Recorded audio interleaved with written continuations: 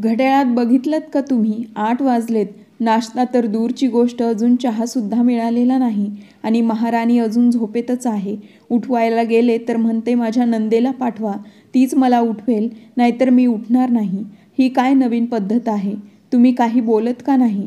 सीमाताई वैतागून आपल्या नवऱ्याला शरदरावांना म्हणाल्या. मी काय बोलू? जर सुनबाई काही चुकीचं बोलत असती तर मी बोललो असतो, पण ती बरोबरच म्हणते. तुझ्या मुलीलाच पाठव उठवायला, तीच उठवेल तिला, नाहीतर ती कशी उठेल? नवऱ्याचं हे बोलणं ऐकून सीमाताई डोकं धरतात. चिडचिड करत सुनेला शिव्या घालत त्या आपल्या मुलीच्या खोलीकडे निघतात, जी अजूनही गाढ झोपेत होती. सीमाताई थोड्याशा लाडाने तिला उठवत म्हणाल्या, काजल बाळा उठ ना गं, जरा जाऊन तुझ्या वहिनीला बघ, माहीत नाही तिच्यावर काय भूत बसले. अजूनही ती महाराणी खोलीतून बाहेर आली नाहीये, पलंगावरच लोळते आहे. म्हणते जोपर्यंत तू तिला उठवणार नाहीस तोपर्यंत ती उठणार नाही. आईचं बोलणं ऐकून काजल चटकन उठून बसली. काय? मी तिला उठवायला जाऊ? आई तू काय बोलतेस हे? आता हे वहिनीचं काय नवीन नाटक? सीमाताई वैतागून म्हणाल्या, तेच तर समजत नाही गं. आता तूच जा, बघ जरा काय चाललंय तिचं. सकाळी सकाळी डोकं फिरलं आहे तिचं. काजल बडबडत वहिनीच्या पूजाच्या खोलीत गेली. पूजा आरामात बेडवर लोळत होती. पूजाच्या अंगावरचं ब्लँकेट खेचत काजल चिडून म्हणाली, वहिनी ही काय पद्धत आहे? घड्याळात 8 वाजलेत आणि अजून तुम्ही उठला नाहीत, आणि मी का तुम्हाला उठवायला यावं? तुम्ही लहान बाळ आहात का? काजलचं बोलणं ऐकून पूजा हसत म्हणाली, नाही ताई, मी लहान बाळ नाही आणि तुमच्यासारखी समजूतदार आणि हुशारही नाही.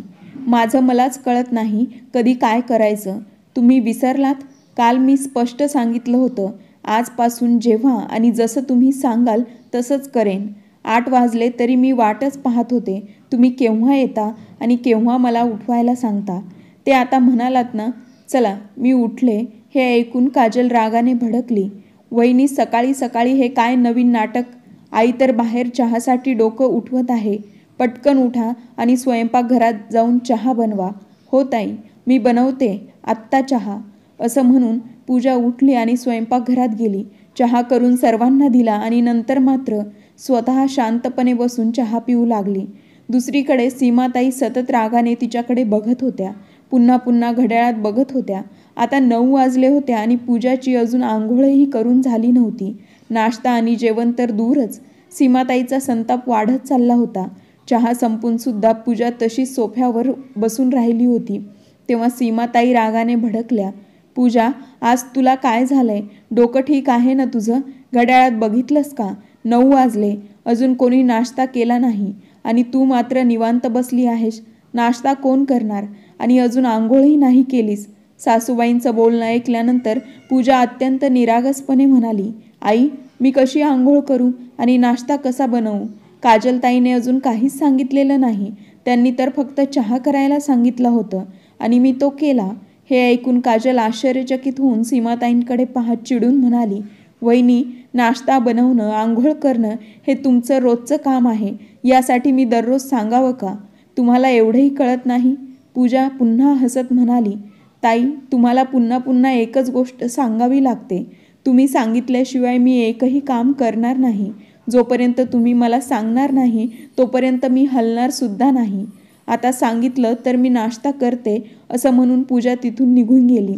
सीमाताई आणि काजल एकमेकींकडे आश्चर्याने पाहू लागल्या. त्यांना काहीच समजत नव्हतं. आज अचानक पूजाचं हे वागणं कसं बदललं? दरम्यान वर्तमानपत्र वाचत बसलेले शरदराव मायलेकींची ही अवस्था पाहून मनातल्या मनात हसत होते. 8 वाजता होणारा नाश्ता अखेर 10 वाजता मिळाला तेव्हा सीमाताईंचा संयम सुटला आणि त्या रागाने पूजावर ओरडू लागल्या. सगळ्यांना नाश्ता दिल्यानंतर पूजा पुन्हा बसली तेव्हा सीमाताई रागाने शरदरावांच्या जवळ येऊन म्हणाल्या, हे बघा, माझी परीक्षा घेऊ नका. अशी वेळ येऊ देऊ नका की मी काही असं करून बसेन ज्यामुळे आयुष्यभर पश्चाताप करावा लागेल. मी आता या मुलीला एक क्षणसुद्धा सहन करू शकत नाही. आज सकाळपासून तिचं वागणं सहनशक्तीच्या पलीकडे गेलं आहे आणि तुम्हाला काहीच वाटत नाही? तिच्या आईवडिलांना फोन करा आणि स्पष्टपणे सांगा त्यांच्या मुलीला घेऊन जावं, उपचार करा आणि तिला वेड्यांच्या दवाखान्यात भरती करा. मला अशी सून नको आहे. आज माझा मुलगा काही न खाता पिता घराबाहेर निघून गेला आणि ही महाराणी अजूनपर्यंत झोपून होती. लगेच तिच्या आईवडिलांना फोन करा आणि तिला माहेरी पाठवा. तेव्हा काजल म्हणाली, हो बाबा, आई अगदी बरोबर बोलत आहे. वहिनींच्या आईवडिलांना बोलवा आणि त्यांना पाठवून द्या. काजल एवढंच बोलली होती तोच पूजा पटकन शरदरावांकडे वळून म्हणाली, बाबा, आता काजलताई सुद्धा सांगत आहे तर माझ्या आईबाबांना बोलवावंच लागेल. तुम्ही लगेच फोन करा. पूजाचं बोलणं ऐकून शरदरावांनी तिच्या आईवडिलांना फोन करून बोलावून घेतलं. सुमारे 1 तासात पूजाचे आईवडील घाईघाईने आले. हॉलमध्ये एका बाजूला पूजाचे आईवडील बसले होते, दुसऱ्या बाजूला सीमाताई आणि काजल, तर एका कोपऱ्यात शरदराव बसले होते. टेबलाच्या कडेला पूजा गप्प उभी होती. सगळं निरखून पाहत पूजाच्या आईवडिलांच्या चेहऱ्यावर चिंता आणि भीती स्पष्ट दिसत होती. ते मनातल्या मनात विचार करत होते, पूजाने असं काय केलं की आम्हाला इतकं अचानक बोलावलं गेलं. हॉलमध्ये एखाद्या वादळाआधीची शांतता होती. सगळ्यांच्या नजरा पूजावर खिळल्या होत्या. तेव्हा सीमाताई कठोर आवाजात म्हणाल्या, व्याही, तुमच्या मुलीला काय शिकवून पाठवलं आहे? लग्नाला 4 महिने झालेत. आत्तापर्यंत सगळं सुरळीत चाललं होतं, पण आज तुमची मुलगी नको ते नाटक करत आहे. आम्ही हिचं नाटक सहन करू शकत नाही. तुम्ही तिला घेऊन जा. तिला एखाद्या मानसिक रुग्णालयात दाखल करा. मला वाटतं तिचं डोकंच फिरलं आहे. हे ऐकून पूजाची आई भरल्या आवाजात तिच्याकडे पाहत म्हणाली, पूजा, बाळा, तुझ्या सासूबाई काय बोलत आहेत? तुला समजतंय ना? तू अशी नव्हतीस. तू तर आमची सुशिक्षित, सुसंस्कारी, समजूतदार मुलगी होतीस. मग आता असं का वागत आहेस? आमचं नाक का कापत आहेस ग? असं म्हणता म्हणता त्यांच्या डोळ्यात अश्रू तरळले. आईच्या डोळ्यात पाणी पाहून पूजा गंभीर झाली. तिने सगळ्यांना शांत करत ठाम आवाजात बोलायला सुरुवात केली. आई, तू म्हणालीस ना की तुझी मुलगी शिकलेली आणि समजूतदार आहे, पण इथं आल्यावर मला कळलं की माझ्यातले हे सगळे गुण कुठेच दिसत नाहीत. माझ्या प्रत्येक कृतीवर इथं प्रश्नचिन्ह उभं केलं जातं. जणू माझं संपूर्ण अस्तित्व चुका, उणिवा आणि दोषांनी भरलेलं आहे. या घरात आल्यापासून रोज नव्यानं हेच जाणवतं की मी अपुरी आहे. पायापासून ते डोक्यापर्यंत फक्त दोषच दोष आहेत माझ्यात. हे बोलून पूजाने एक कटाक्ष सीमाताई आणि काजलकडे टाकला आणि पुन्हा शांत पण ठाम सुरात बोलू लागली. सगळे स्तब्ध होते.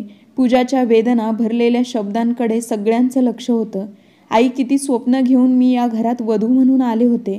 वाटलं होतं की सगळ्यांच्या मनात आपलं स्थान मिळवीन, प्रेम जिंकेल, मन लावून प्रयत्न केला. मी सकाळी 5 वाजता उठून झाडू, फरशी, भांडी, घराची स्वच्छता, नाश्ता, दुपारचं जेवण, रात्रीचं जेवण सगळं नीट मनापासून करत होते. पण तरीही काजलताईंना माझ्यात काहीच चांगलं दिसत नाही. त्यांना माझं कुठलंच काम पसंत पडत नाही. कधी एक वेळाही त्यांनी कोणत्याही कामाचं कौतुक केलं नाही. त्यांना फक्त दोष काढायचं असतं. माझ्या प्रत्येक कामात ढवळाढवळ करायची सवय आहे त्यांची. कितीदा असं झालं की मी अगदी मनापासून सुंदर चविष्ट जेवण बनवलं, पण त्यांनी मीठ कमी आहे असं कारण सांगून मुद्दाम राईचा पर्वत केला आणि म्हणाल्या, हिला तर काही येतच नाही. आणि मी जर दीपकशी 2 मिनिटं बोलले तर लगेच ओरडतात, वहिनी, दादाला ऑफिसचं काम असतं. तुम्ही त्याच्याजवळ बसून बोलत राहिलात तर त्याचं लक्ष कसं लागेल? आता सांगा ना आई, माझ्या नवऱ्यापेक्षा ताईंनाच त्यांच्या कामाचं जास्त टेन्शन असतं. तू एखादी वस्तू पाठवलीस किंवा मी तू दिलेली साडी नेसलीस तरी त्या साडीवरही त्यांना टीका करायची असते. वहिनी, तुम्हाला काही स्टाईलच करता येत नाही. थोड्या चांगल्या भारी साड्या नेसा. तुमची आई तर म्हाताऱ्या बायकांसारख्या साड्या घेतात. आता तुम्ही सांगा आई बाबा, मी काजलताईंपेक्षा जास्त शिकलेली आहे, वयानेही मोठी आहे आणि जग पाहण्याचा अनुभवसुद्धा अधिक आहे. मी लहान बाळ नाही की मला काहीच कळत नाही. मी कॉलेजमध्ये शिकवत होते, 4 बॅचेस हाताळत होते. मला काही स्टाईल माहीत नाही. मी साडी नीट नेसू शकत नाही. माझा नवरा आणि मी एकत्र बोललो तर माझ्यात अक्कल नाही. मी कोणते कपडे घालावे हेही मला ठरवता येत नाही. हे सगळं रोज सहन करावं लागतं. मग मी मूर्ख आहे का? पूजाचा स्वर भरून आलेला होता. ती मनात साठवलेलं सगळं ओतून टाकत होती. तेवढ्यात सीमाताईंनी मध्येच आवाज चढवत विचारलं, पूजा, ही काय पद्धत आहे? तुला कळत नाही का? तू तुझ्या नंदेबद्दल बोलतेस. तेव्हा पूजा त्यांच्याकडे सरळ बघत म्हणाली, खूप छान आई, तुम्ही मध्ये आलातच, पण तुम्ही एकदाही स्वतःच्या मुलीला समजावलं का? काजल, पूजाला लहान मुलींसारखं वागवू नकोस. ती तुझ्यापेक्षा मोठी आहे, समजूतदार आहे, तिच्यातही अक्कल आहे. पण नाही, तुम्ही उलट तिला चिथावता. मी चहा केला तर म्हणाल साखर कमी, जेवण केलं तर म्हणाल मीठ कमी. तुला माहीत आहे का आई, ही मुलगी माझ्या प्रत्येक कामात ढवळाढवळ करते. आणि म्हणूनच पूजा म्हणाली, मी स्वतः ठरवलं, आता मला काहीतरी करावं लागेल, नाहीतर या घरात माझी कवडीसुद्धा किंमत उरणार नाही. जर मी काहीच बोलले नाही तर उरलेलं आयुष्य मला टोमणे ऐकतच घालवावं लागेल. मला अक्कल नाही हे गृहीत धरून मला सगळ्यांकडून हलकं लेखलं जाईल. या लोकांना एक हुशार, स्मार्ट सून हवी होती ना, मग मीही आता तशीच बनते आहे, स्मार्ट आणि हुशार. मला काही येत नाही, मला कळत नाही असं म्हणत म्हणत मी सगळं काही काजलताईंवर सोपवून दिलंय. इथून पुढे त्या मला जेव्हा जे काही करायला सांगतील तेव्हाच आणि तेवढंच मी करणार, एकदम यंत्रासारखं. मी आता या घरात माझ्या मनाने एक भांडं देखील उचलणार नाही आणि याबद्दल मी कालच बाबांना सांगून ठेवलं. असं म्हणत पूजाने शरदरावांकडे पाहिलं तेव्हा शरदराव हलकं हसले. पण सीमाताईंचा चेहरा संतापाने लाल झाला.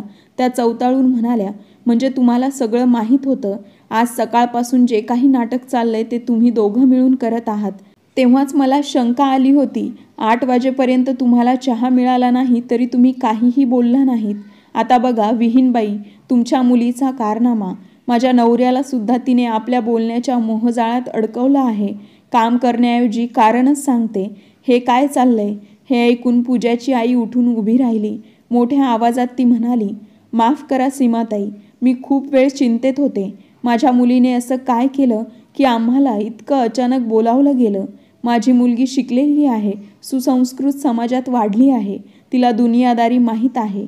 पण आज तुमच्या बोलण्यातून मला माझ्या मुलीच्या कमीपणाबद्दल समजलं. जर तुमची मुलगी खूप समजूतदार आहे, तिला प्रत्येक गोष्टीचं ज्ञान आहे, प्रत्येक गोष्ट माहीत आहे, तर मग तिनेच पूजाला तुमच्या घराच्या चालीरीती, पद्धती शिकवायला हव्यात. यात चुकीचं काय आहे?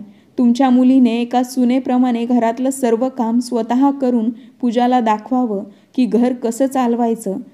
ते मग पूजासुद्धा तसंच शिकेल आणि तसंच वागेल जसं तुमच्या मुलीने दाखवून दिलं आहे. पण सुरुवात तुमच्या मुलीने करायला हवी, माझ्या मुलीने नाही. काजललाच आधी तिची पद्धत शिकवायला सांगा. पूजाच्या आईचं बोलणं संपलं आणि शरदराव हसत म्हणाले, विहीनबाई, तुम्ही अगदी बरोबर बोललात. काजल, तुला एवढीही अक्कल नाही का? पाहुणे आले आहेत आणि तू अजून त्यांना एक ग्लास पाणीही दिलं नाहीस. तुझ्या वहिनीला सांग पाणी घेऊन यायला. बाबा, तुम्ही सुद्धा, असं म्हणत काजलच्या डोळ्यातून अश्रू वाहू लागले. सगळ्यांच्या नजरा आता तिच्यावर खिळल्या होत्या. काजलला आता स्वतःचं अस्तित्व अपमानित झाल्यासारखं वाटू लागलं. ती अश्रूंना न दाबता म्हणाली, इथून पुढे मी कुणालाही काहीही बोलणार नाही. मला काय माहीत होतं की माझ्या बोलण्यावरून असा तमाशा होईल, माझा एवढा मोठा अपमान केला जाईल सगळ्यांसमोर. तेव्हा शरदराव शांत पण ठाम स्वरात म्हणाले, काजल बाळा, तमाशा तर तू आणि तुझ्या आईने केला आहेस.